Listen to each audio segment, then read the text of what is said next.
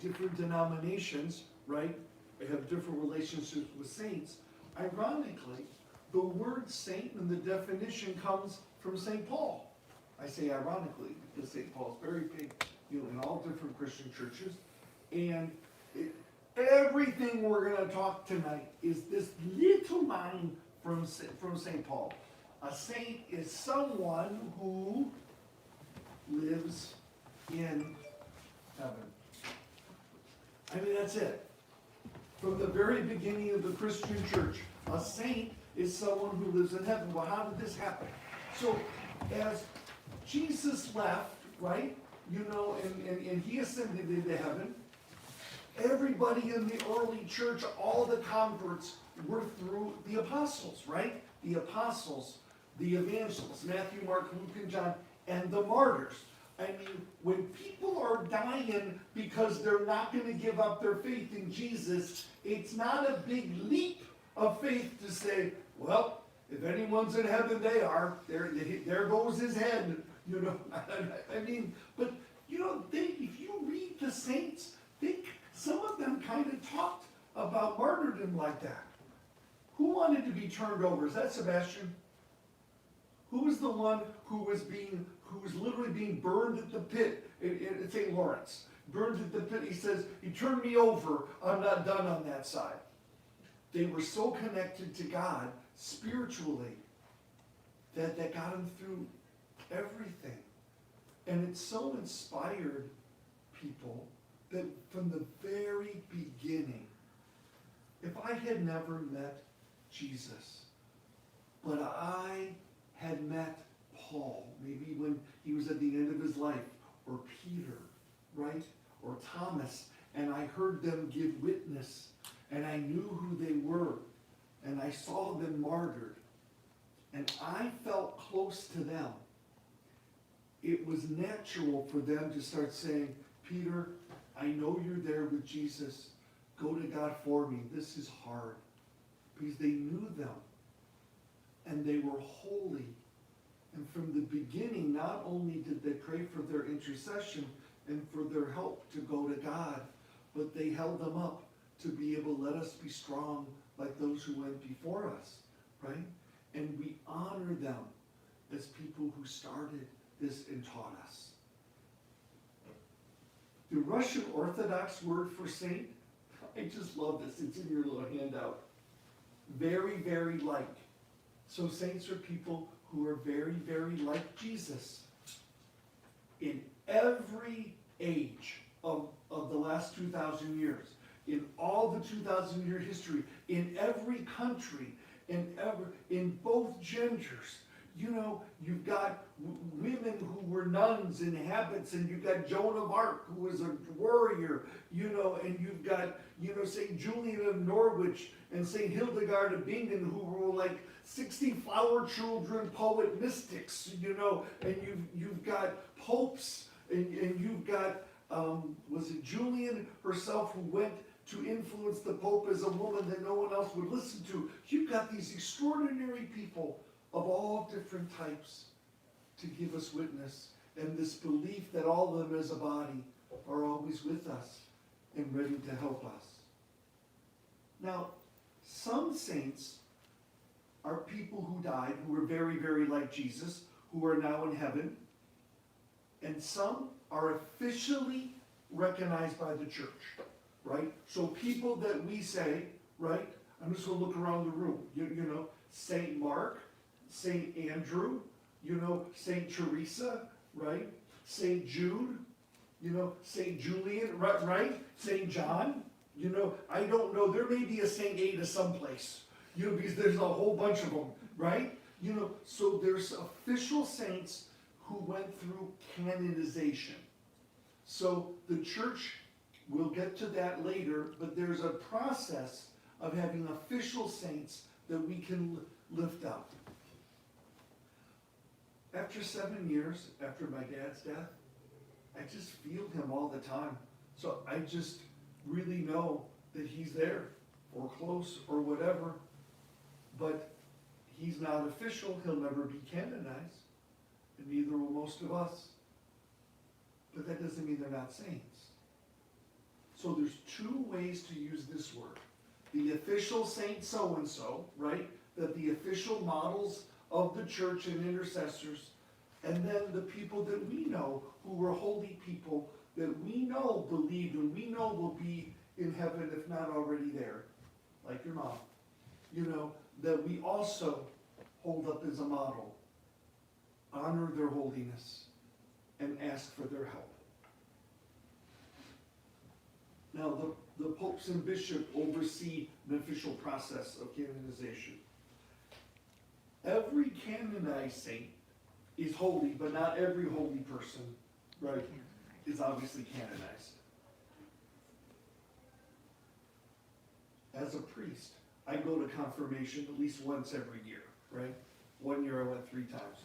And Bishop Blair and Bishop Thomas say the same thing. I bet you, I wonder if every bishop in the country says the same thing. Probably. How did Bishop Blair say it?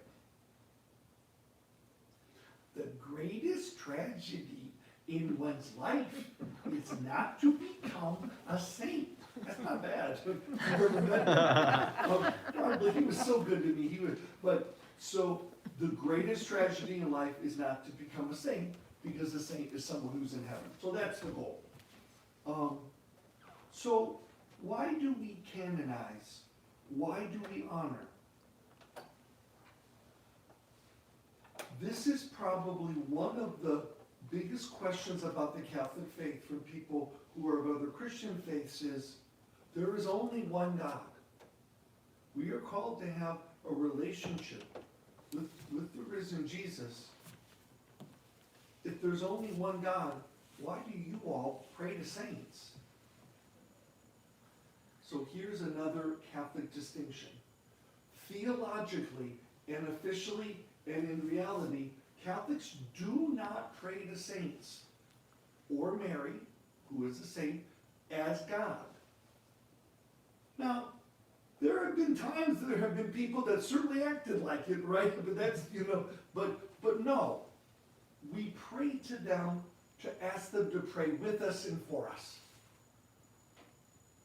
Because we're connected to them. I'm thinking about my dad, or maybe St. John Bosco, who I know was a magician. You know what I mean?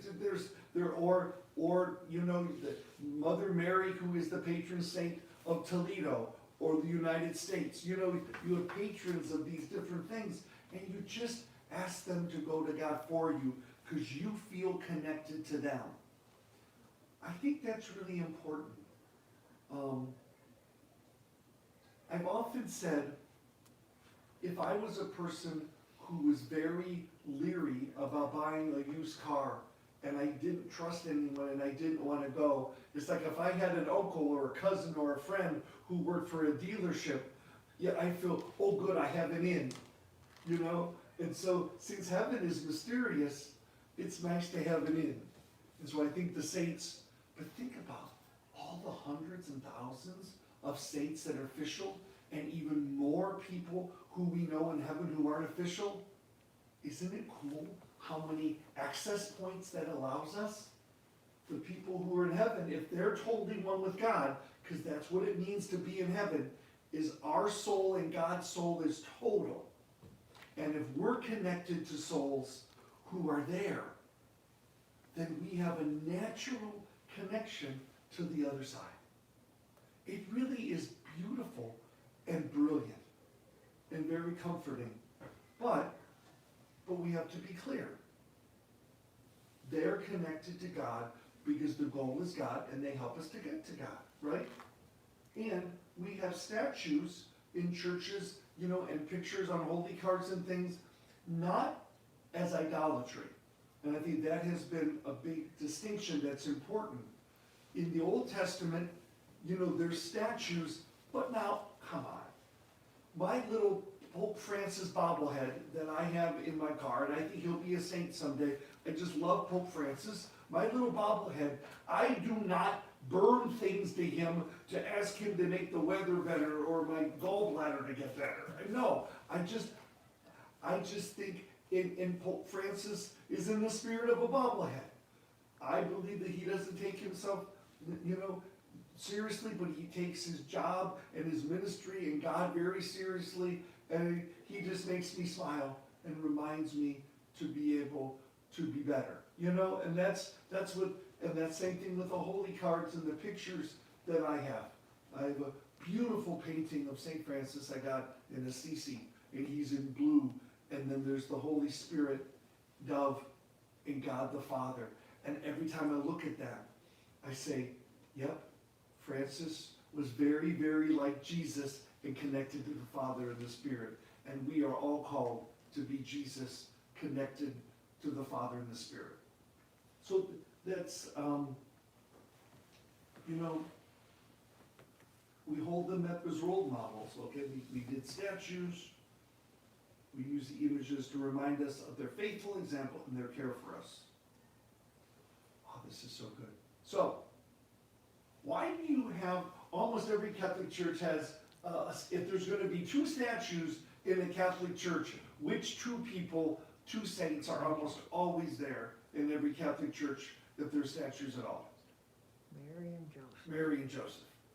You know, and why do we have saints in pictures? It's kind of like, how many of you, Aaron, don't you have pictures of your mom?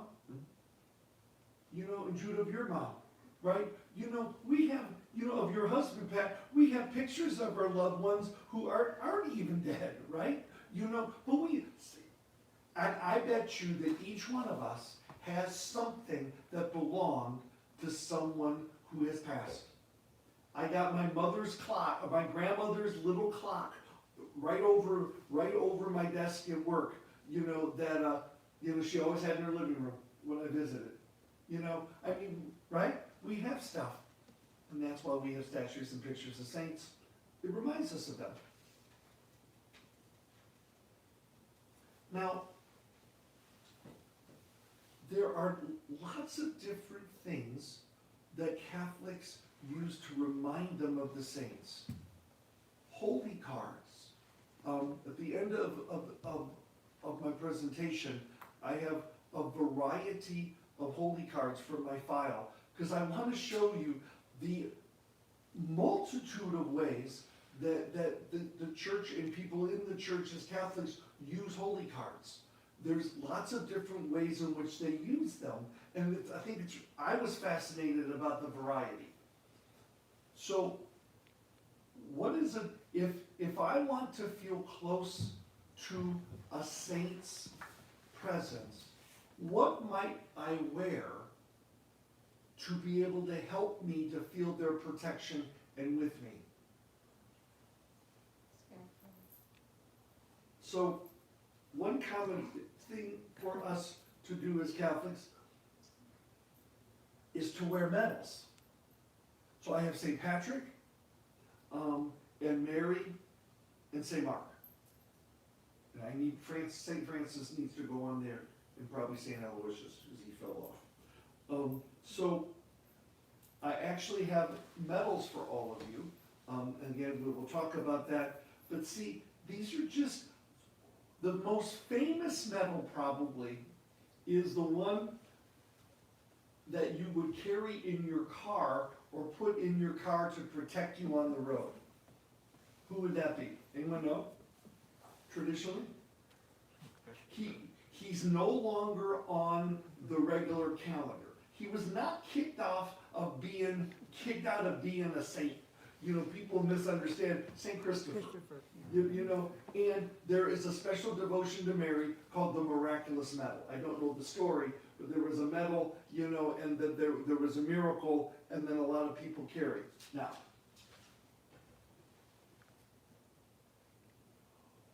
anything can be misused. The purpose of a medal is not like garlic around our neck, you know, to protect us from a vampire. It's not to be used superstitious to get us what we want. I mean, people pray to St. Joseph and bury a statue upside down in their backyard to sell a house, but doing a ritual in honor of someone's spirit who could come and help you is different than thinking that if I wave my wand and say the words that it's poofy, that I'm going to make it happen. That's two different things. Saint prayer is always asking for help. And there's a million ways in which these connections to these beings on the other side have manifested themselves in the church. Does that make sense? There's also saints, there's prayer books of saints, and there's biographies of saints, like Saint Teresa of Lisieux, the little flower. Aaron, have you ever heard of Little Flower? So Saint Therese lived in the late 1800s. She was one of 12, 15 kids or something. She had at least one or two sisters in the convent already. She only lived till 22 years old. Her mother died when she was young. I mean, she didn't do anything externally in the world. But her whole thing was, I do little things with great love. And she kept a journal. And it's been a bestseller, for over 100 years. And made her a doctor of the church, just because of her closeness to God and her holiness. So sometimes St. Augustine wrote a book about his life, which was full of just chasing all kinds of physical pleasures until he converted and fell in love with God. And the real story about St. Augustine's conversion, that somebody was praying for him, his mother, Yeah. St. Monica, and again, she's almost the bigger thing that it was 20 years, wasn't it, Pat? I think so. And so sometimes it's our prayers. Their prayers, their biography. There's paintings, there's statues. Sometimes there's little statues that we use or in our home. And sometimes there are statues of saints that actually have miracles associated with them. How many of you know that there is a national basilica in Ohio, down by Findlay? Have you ever been to Cary? Mm-hmm. So Cary, the shrine of the We were just there. Our Lady of Consolation. Our Lady of Consolation, ding, ding, ding, thank you. So there is a statue of Mary and baby Jesus that was delivered in Frenchtown from Europe. And there was going to be a procession from Frenchtown Church in the 1800s to Cary for its permanent place in this beautiful basilica. The day of the procession, it rained. But the statue and all the people carrying it around it never got wet. So there was a dry spot all along the road for that 15 miles of their walking. It never got wet. None of them got wet. And it was raining all around them. So obviously, there was God's presence in a very special way connected to that Mary statue with Jesus, right? And so then you see in the lower basilica there all of these crutches and signs of miracles that have been happened there. Saints also have patronage. So we connect saints, but remember, how did this happen? Because they were local custom for 2,000 years, right? And there's a lot of saints that are connected to towns in Europe. But if you are a parent, especially a mother, that's worried about a child being away from God, you go to St. Monica. So there are saints connected to certain, I put problems or issues. If you have a disease, if you have cancer, it's a P, but I can't remember his name. You remember, Sarah? Oh, Peregrine. Thank you. All I can remember was Polycarp, but it's Peregrine. So like the book, so there's patron saints for different diseases you can pray for. Nations and cities and dioceses have a patron. Ours is Mary in our diocese. Parishes have patrons. when in 2004, after 4 years in Maumee, Bishop Blair was not certain that I could remember another saint name. So he sent me from St. Joseph in Maumee to St. Joseph in Sylvania. You know?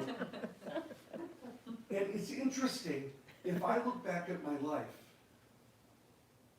Mother Mary has taken care of me from the beginning, even though I didn't necessarily know it. Our Lady Perpetual Help, the University of Notre Dame, my parish in New Jersey was Our Lady of Sorrows. You know, I went to St. Meinrad under the guidance of Our Lady of Einsiedeln. And it's just, there. It was just there. She was just there. St. Peter and St. Paul were the patron saints in Sandusky of my first parish. And I've always felt that those two saints have been present to me more than anything else. Because we always think of Peter and Paul as the good buddies and good friends, you know, because they're often together. But remember, Peter was the established traditional, and Paul was the one, you know, Peter wanted everyone to be circumcised, and Paul's going, are you kidding me, Pete? I'm trying to get these people out of orgies and to be able to get them to believe in one God. Will you give me a break here? You know, so I think there's this natural tension from the beginning, but they were good. They had mutual respect, and that's the tension of the church. It's the humanity and the divinity. You know, it's the tradition and it's the new. It's the living spirit and what's been given. And I think that lives in me. You know, so there's also patrons of occupations. Who do you think is the patron saint of woodworkers? Joseph, right? You know, I mean, you know, doctors is St. Luke, because in his gospel, you know, I think Paul refers to him as the good doctor. So, you know, and you can look all these things up. There's hobbies like magic and John Bosco. Does anybody know if there's a saint born on their birthday, or a saint day on their birthday? My birthday is February 5th. It's the feast day of St. Agnes the Martyr. Well, who's your saint? Mother Teresa. So, her feast day, so, all right, so Terry, when is your birthday? So September 5th, darn it, Mother Teresa didn't die on September 5th. I think that's the day of her canonization, or the day before. But usually, if you were born on September 5th, you were born into this life that you're currently in on September 5th. And then Mother Teresa's feast day was the day that she was born into eternal life. You know, and that's why we call it the death day. You know, and saints represent everyone. So, bottom line is, you can connect to anybody. There's all of these different saints that we can connect to. So, if some of you don't know who your patron saint is going to be for your confirmation part of Easter Vigil, so here we go. Is there some kind of issue or problem that you could Google that maybe you find a patron, right? Is there some kind of disease of someone in your family? You know, is there a place that connected to you or your family that you want to look up? Is there an occupation or a hobby? Your birthday? Lots of ways to connect. And if all of the saints are very, very, very, very, very like Jesus, this is just gives us all of these ways to look at what it means to be holy and to mean to be close to God. Mary, do you want to please share about the process of canonization?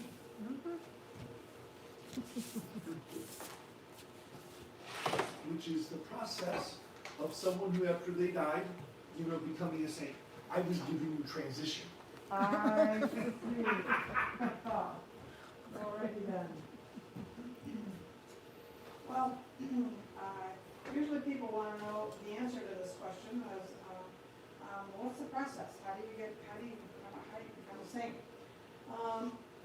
So, after a little bit of research here, and the Catholic Church believes that anyone can become a saint. that is someone who makes it to heaven. Wherever you are in life, whatever you do, the Catholic Church calls all men and women. It seems to become a little more popular these days as we hear more and more about saints, the big saints. So, well, how do you do this?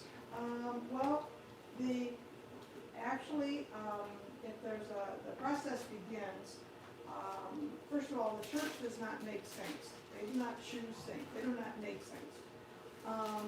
But the church recognizes people that might be in heaven. And then when they do that, they start looking back on the lives of the people. What did they do? What were they the kind of person that you would want to imitate? Or be held up as an example for all of us. So that's one of the things. And saints are actually, intercessors for us, as the Father's been talking about. That we kind of model ourselves after some of the things that we want to be like them because we remember or we know something about them that encourages us to do the same thing. So, and we all know that we can always, as Father's talked about, we can go to them for help. Now, the process is 4 or 5 steps depending upon which reference you look at. So, but basically what happens is that after a person is deceased, and they usually have to be dead about 5 years before this process can begin. However, if the Pope says, oh no, we can shorten that, then that doesn't have to be someone who has been dead for 5 years. So the first thing that happens is the person who's being thought about, the local bishop is the first stop. And he starts to investigate things about the person's life, and also talk to people who knew him or knew her. And did they write anything down? Did they keep a record of anything? As Father had noted in his talk about the writings of some of the saints.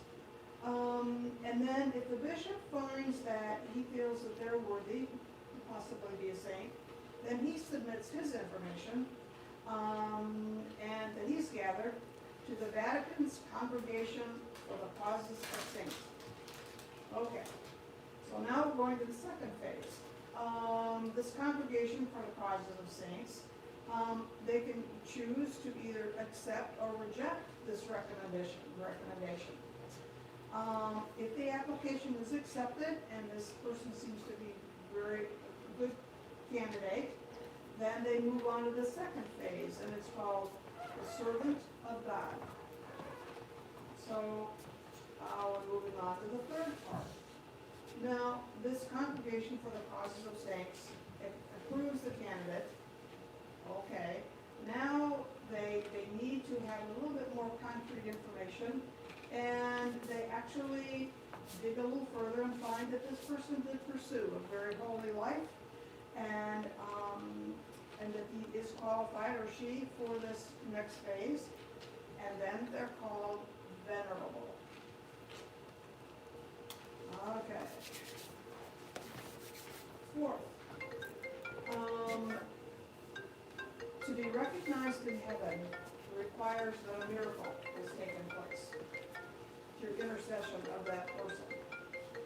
The miracle is usually a healing. The healing that occurs for this miracle to be has to be instantaneous, permanent, and complete, while also being scientifically inexplainable. Miracles have to be first verified scientifically, unexplainable by a group of independent doctors, then the person is approved by a panel of theologians.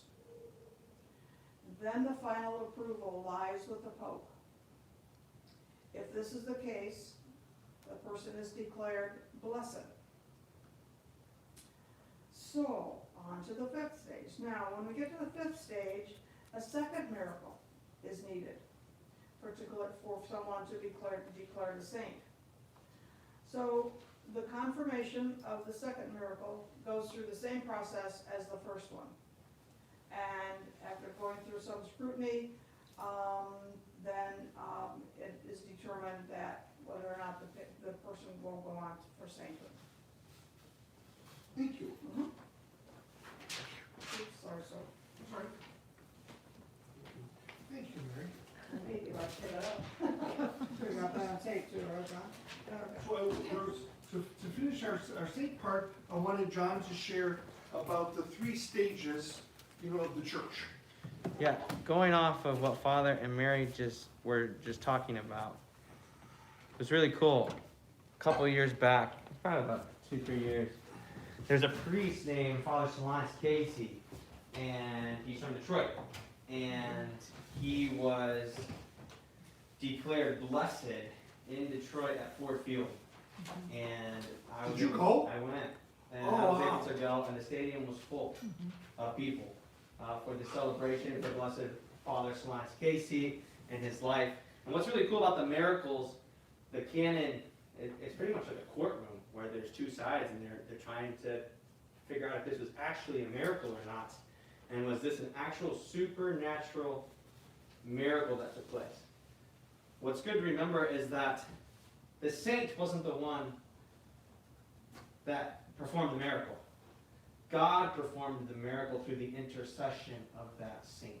So when Father's talking about a saint is someone who is in heaven, that's kind of the confirmation that they're with God, is that someone prayed for their intercession, and through praying through their intercession, a supernatural cause took effect. And the assumption is the closer that someone is to God, the more connection to God and access to God's power and healing they'd have. Right. How cool. So, if you guys want to pass these out, what this really talks about is the 3 stages of the church. There's 3, even better word, the 3 states of the church, which is the church triumphant, the church militant, and the church suffering. 3 different stages. The church is one. We're one, we're united, and it's not just us here still on earth, but it is the entire church. The church triumphant, that would be considered, we're all part of the communion of saints. And so what makes up the communion of saints is these 3 different groups. The church triumphant is everybody who's in heaven. Everyone who is in heaven is the church triumphant. They're with God. They're one with Him. The next part of the church is the church militant. It's us. We're the church that's still in the battle against sin, against temptation, trying to get to heaven through the help and intercession of the church on the other side. They're praying for us. They're rooting for us. They've left their lives. They're with the Lord. When we pray through their intercession, supernatural things happen at times. So they're fighting for us on the other side.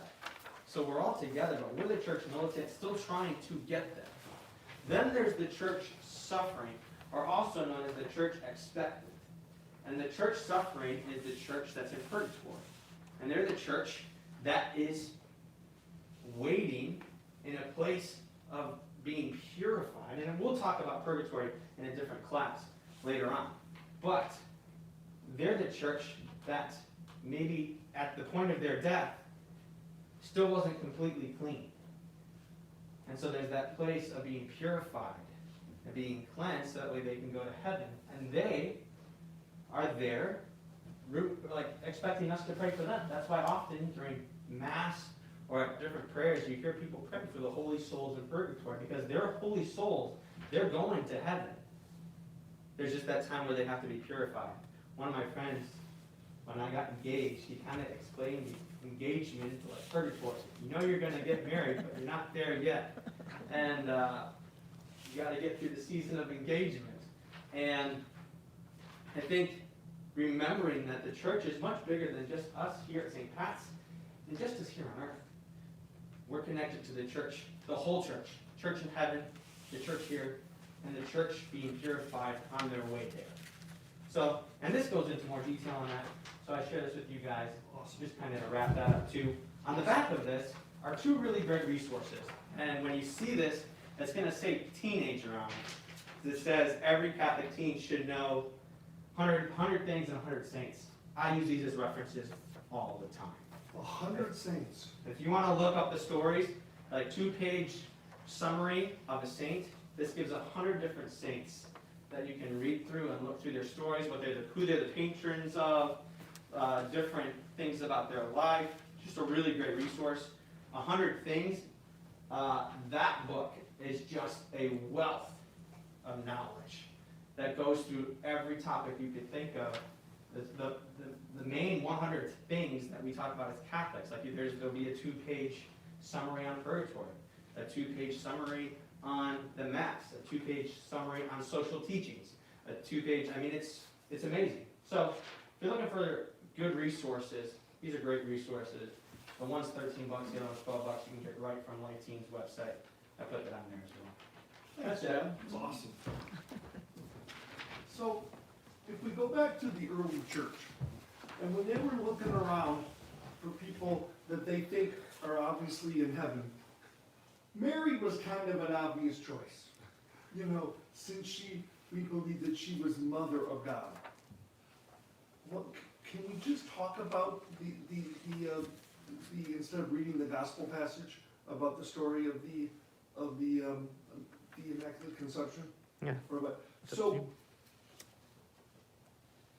if you've ever heard of the feast day of the Immaculate Conception of Mary, I always thought as a kid that the Immaculate Conception meant that Jesus was started in Mary's womb, right? You know, miraculously. No, Immaculate Conception was when Mary was conceived. You know, when Mary was conceived, she was conceived and born without original sin, without sin, because she had to be totally one with God. It was given to the authors of the Bible, and it was logical to people at the time. If Mary was the mother of God, and we say that she's the mother of God because we believe that Jesus was God, right? So Jesus was a human baby growing in Mary's womb, but he was also divine at the same time. So because she gave birth to Jesus, then we see her as a mother of God, and she was born without sin, because there's no way that she could have been impregnated with the Holy Spirit if she herself was not free of sin. So I just heard Catholic comedians talk about, you know, think about the Holy Family. You know, poor Joseph. You know, he's the same, but he's with Jesus, who's God, and Mary, who has no sin. You know? So, when the angel Gabriel came to Mary, you know, and he said, you know, asked her if she would conceive and receive really impregnation, the Holy Spirit from her. And Mary, as a good Jewish girl at 14 or whatever, she knew what was up. She knew that she was betrothed to Joseph. They haven't lived together yet. She knows what people, that women who become pregnant before they live with their husbands are stoned to death. She knows what everyone's going to think, but she knew and trusted God. I do not think that we can underestimate the power of Mary's yes. Being able to say, yes, fiat, let it be done to me. God's will is my will. In fact, Mary's yes, her fiat, is in direct contrast to Eve's no, by eating from the tree of the knowledge of good and evil. In our faith, Mary is called the new Eve, and Jesus the new Adam. Whereas Adam and Eve said no to God, and then that is just to kind of represent our tendency to be selfish and to sin and to be able to do things of this world. And then Mary and Jesus give us an example of yes. And she bore all these things in her heart, you know, and because of Mary's yes, Jesus was born into the world. And we are called to imitate her, because just as her yes brought Jesus physically into the world, our yes as followers of Jesus are also to bring the Spirit of God today into the world. And I think that would be how we could say that why she was the first and the greatest of the disciples. That Mary was a disciple of Jesus before he was even born, right? She was born without sin. She said yes to the angel. She said yes so Jesus could be born, gives us what it means to be a disciple of Jesus. She's also called the mother of the church. As Jesus was dying, in Jewish culture, a woman could not live on her own. Since Joseph had already died, and Jesus was the person that she could live with and then be able to survive, he gave her to St. John. This is your mother, this is your son. But symbolically, Jesus gave her to the church, to all of us, as our mother. And personally, 2,000 years of a tradition of honoring Mary as the first disciple, as the new Eve, of what it means to be a follower of Jesus and of God. I think, in my own personal opinion, I think it's also been a way, just subconsciously in culture, that there has been a feminine presence of, of the side of God. God is neither male nor female. Jesus was male, right? Jesus was male because he had a human body. But God, is neither. And I think Mary, this is only my opinion, but I think that's one way that Mary has been honored so much over time. Not as important as being the first disciple, but being able to say people can relate to a mother, especially in Europe and in times in history when the world was so patriarchal and so harsh. It's like I can go to Jesus' mother, to my mother in heaven for help.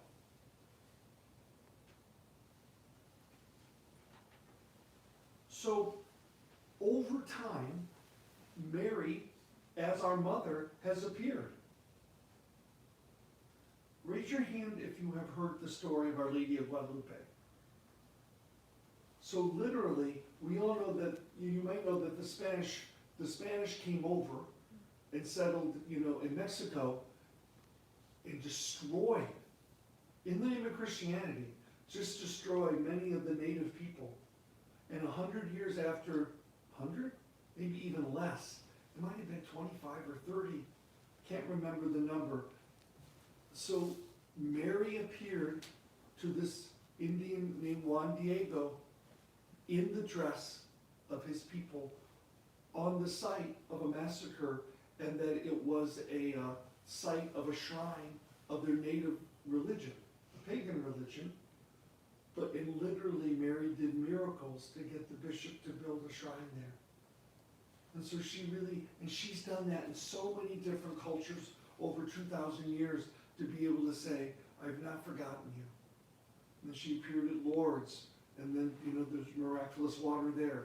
She appeared in Fatima, she appears in Medjugorje.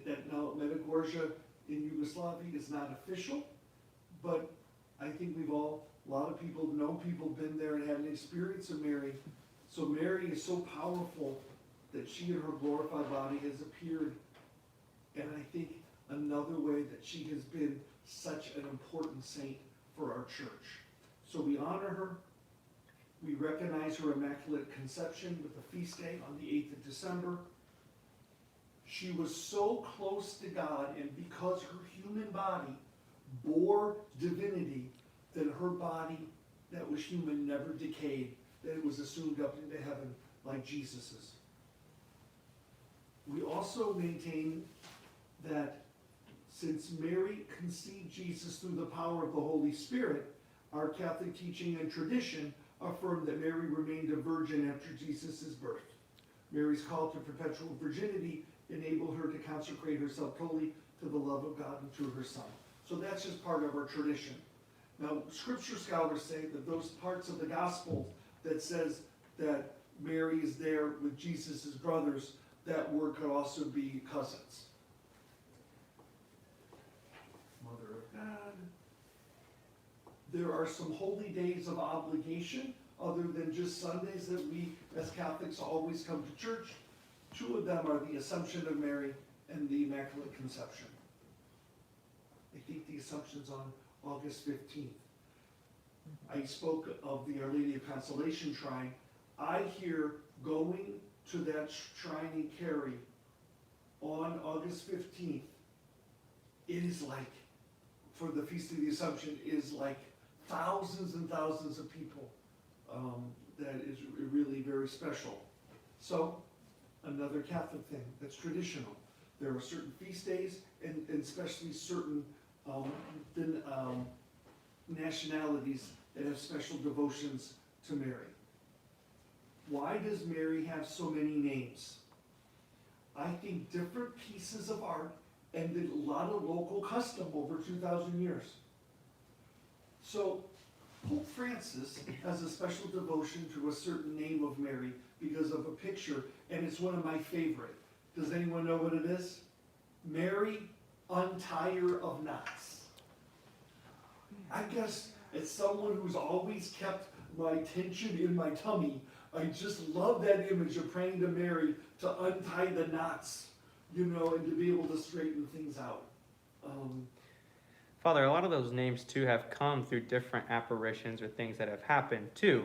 So, like Marion, Doer of Knots, that took place in France.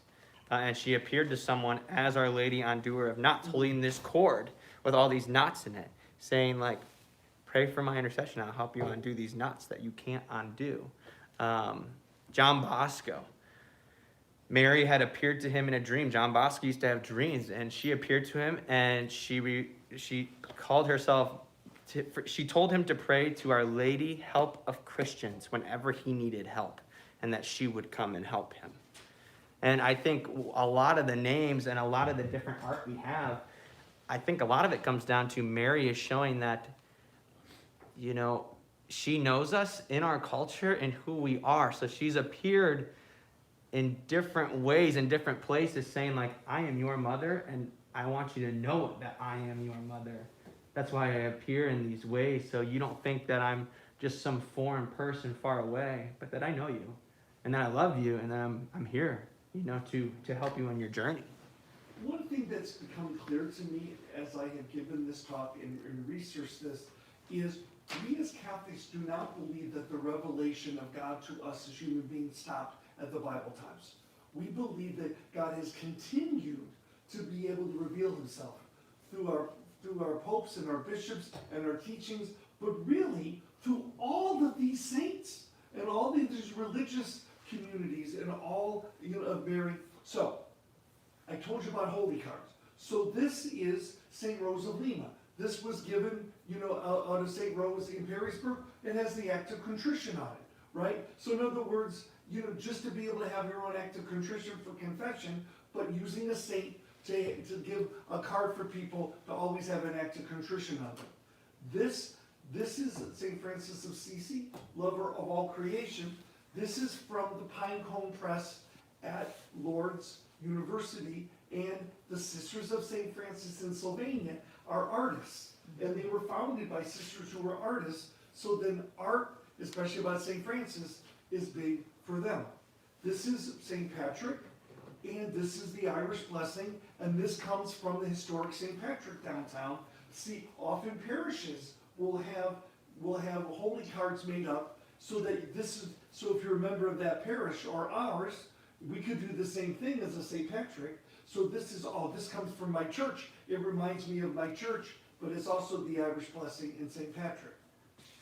Again, St. Francis of Assisi, and this is just his prayer of peace. So some saints had special prayers that often are on holy cards. So here's Mother Teresa of Calcutta, and again, since she is so recent, it's one of her prayers on it. So this is the Venerable Solanus Casey, you know, and since she's on the way to be a saint, it's a little bit of his life history, which is freaking incredible. This guy was not even a full-fledged priest. He's just a priest simplex. All he was able to do was a simple mass. He couldn't hear confession. He wasn't academic enough to become fully ordained. He was the friar that everyone thought that just wasn't that bright. And they just gave him the job of opening the door for people, especially the homeless and the needy. Seriously. And the man was so holy that he just transformed people, that everybody all around the area. You have more? Well, there's a quick story on him Please. with my family, which is why I Really? went with my dad. So my Uncle Jerry, when he was born with his umbilical cord wrapped around his neck. And the doctor said that he would maybe live to be 3 years old. Maybe. And so my Mimi and they went up and they went to see Father Solanus Casey. And he prayed over my Uncle Jerry. My Uncle Jerry lived to be 64 years old. And was like the greatest joy in our family. Could that be one of the miracles? Could be. They never went and recorded it, but just like, and it's just like such a cool thing that God used him as a vessel of healing and his love for our family. So it's kind of cool. So this is a picture of Saint Monica, and this is a prayer to Saint Monica, you know, for kids. But I got this in her church in Rome. It was blessed by the Pope. Do you see? So what I'm saying, do you see how this is just all these different ways? This is a painting of Saint Nicholas, and it's just a little Christmas memory prayer. This is Our Lady of Light, help of the addicted. So this is a prayer to Mary, you know, for someone, you know, who's addicted or to pray. And it was probably put out by an organization, you know, that's related to the 12 steps. This is the Virgin of Childbirth. Mary is the Virgin of Childbirth. For people having trouble getting pregnant or pregnant difficulties, that's the statue in Rome. This is Our Lady Untie Her of Knots. I love this picture. So this is the prayer card from my dad's funeral.